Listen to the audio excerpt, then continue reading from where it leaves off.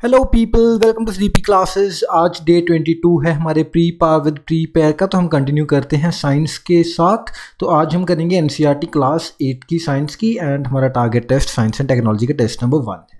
ठीक है जी। तो बेसिक आपको चीज़ें बताएंगे क्लास 8 की बुक से, जो भी चीज़ें इंपॉर्टेंट लगी हमें। ऑल्दो जो बुक है वो आप पूरी पढ़ लेंगे तो that would be very beneficial for you.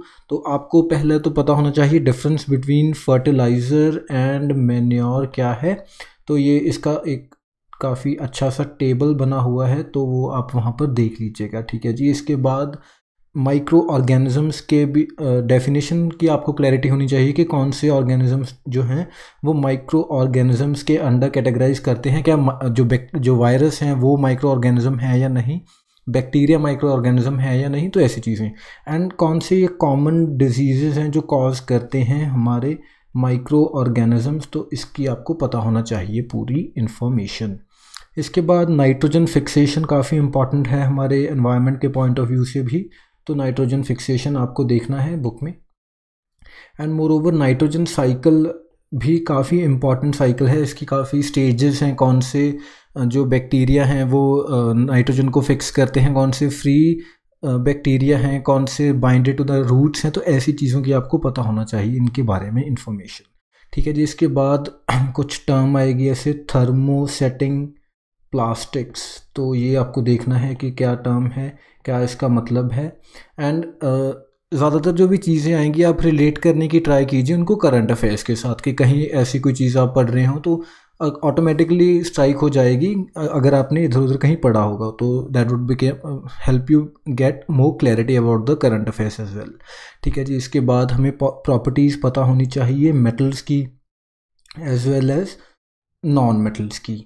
तो क्या मेटल्स लस्ट्रस हैं या नॉन मेटल्स लस्ट्रस हैं, कौन डक्टाइल हैं, मेलेबल हैं, ऐसी चीज़ें।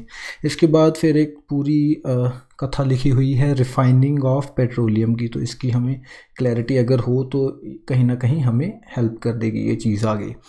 इसके बाद नेचुरल गैस के बारे में पता होना चाहिए। एंड इसके ऊपर भी अगर आप थोड़ा डिवेल करना चाहें तो कौन सा ज़्यादा बेटर है, पेट्रोलियम जो पेट्रोल है हमारा, या उसके बाद जो एलपीजी है, उसके बाद जो लिक्विफाइड नेचुरल गैस है एलएनजी, एंड इसके बाद पीएनजी। तो ये सब चीज़ें आ रही हैं हमारी कॉमन पार्लेंस का पार्ट बन रही हैं अब तो। एंड मोर ओवर इन्हीं से रिलेटेड आगे डेवलपमेंट्स हो रही हैं। पोल्यूशन कौन ज़्यादा कॉज करता है, कौन कम करता है, एंड कौन ज़्यादा बेटर फ्यूल है। तो ऐसी आप चीज़ें खुद से आगे सोच सोच के कर सकते हैं, डेवलप अपनी जो नॉलेज है उसको बढ़ा सकते हैं ऐसे ही। इसके बाद फिर एक पचमारी बायोस्फीयर रिजर्व की बात हो रही है बुक में।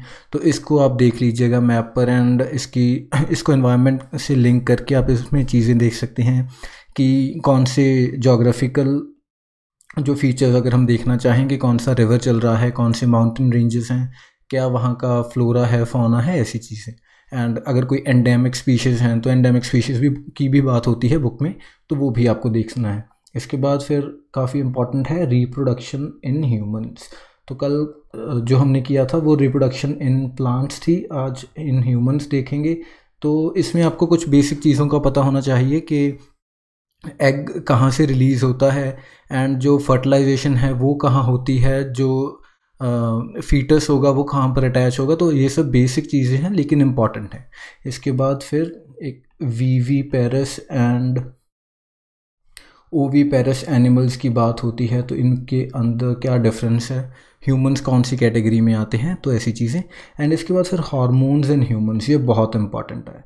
इनफैक्ट जो हमारा एंडोक्राइन सिस्टम है वो भी काफ़ी इंपॉर्टेंट है। हार्मोन्स तो काफ़ी इंपॉर्टेंट हैं ही हैं ह्यूमंस के केस में। कौन सा हार्मोन जो है वो फायर एंड फाइट वाला, फ्लाइट एंड फाइट वाला मैकेनिज़्म हमारे ह्यूमंस में इंड्यूस करता है।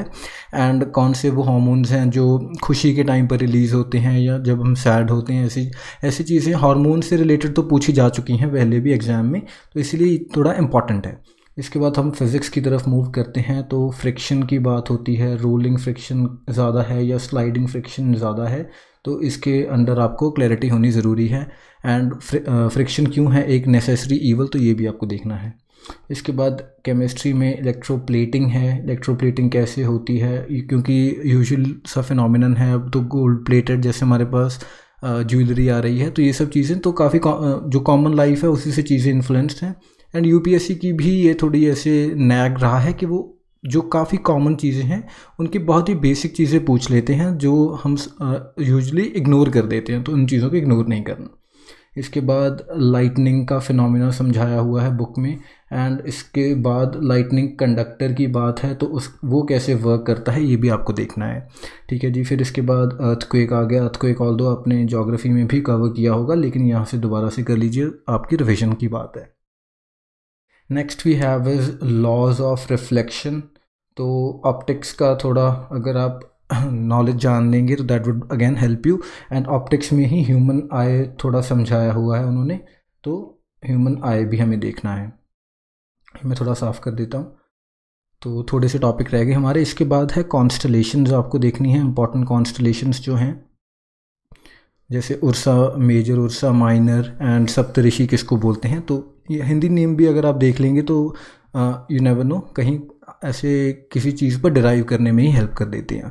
इसके बाद एस्टेरॉयड्स एंड कॉमेट्स के बीच में क्या डिफरेंस है, मीटियोर्स एंड मीटियोराइट्स के बीच में क्या डिफरेंस है, तो ये सब चीज़ें आपको देखनी हैं बुक में।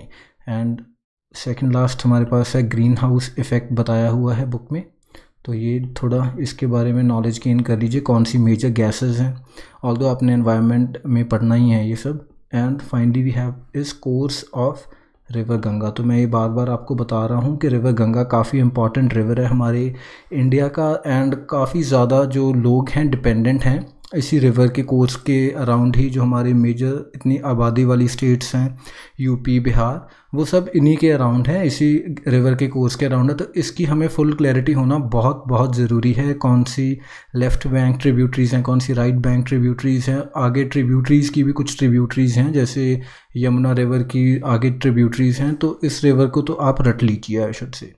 ठीक है जी। तो ये तो रहा आपका आज का काम, थोड़ा लंबा हो सकता है लेकिन अगेन एक दिन में फिनिश करने की ट्राई करना है हमने पूरा इसको। इसके बाद हम रिवाइज करते हैं जो आपने कल किया था। तो क्वेश्चन आपके लिए, which of the following statements are correct in the context of disorders caused by deficiency of vitamins. तो विटामिन्स की डेफिशिएंसी से कौन सा जो डिसऑर्डर है वो करेक्टली मैच्ड है। तो विटामिन डी से क्या रिकेट्स होता है, एंड विटामिन ए से क्या स्कर्वी होता है। मैंने आपको बोला था ये 6th क्लास की एनसीईआरटी से ही लिया है हमने, ये टेबल था पूरा। आई हैव टोल्ड यू कि इसको थोड़ा ध्यान से देखना है। अब देखते हैं कि आपने देखा या नहीं, तो you can pause and the correct answer is a. तो विटामिन डी से रिकेट्स होता है। रिकेट्स बेसिकली क्या है, सॉफ्ट बोन्स हैं, हड्डियाँ कमज़ोर हो जाती हैं, तो it is related to vitamin D. And जो विटामिन ए से स्कर्वी नहीं होता, विटामिन ए से लॉस ऑफ विजन होता है। स्कर्वी किसकी डेफिशिएंसी से होता है, विटामिन सी की डेफिशिएंसी से होता है। एंड स्कर्वी इज़ बेसिकली क्या, ब्लीडिंग गम्स, या फिर जो हमारे वुंड्स हैं वो बहुत स्लोली हील होते हैं, जल्दी हील नहीं होते, तो तब क्या है, विटामिन ए की डेफिशिएंसी है। ठीक है जी। So that is all for today. अब मिलते हैं कल। Thank you for watching, bye bye.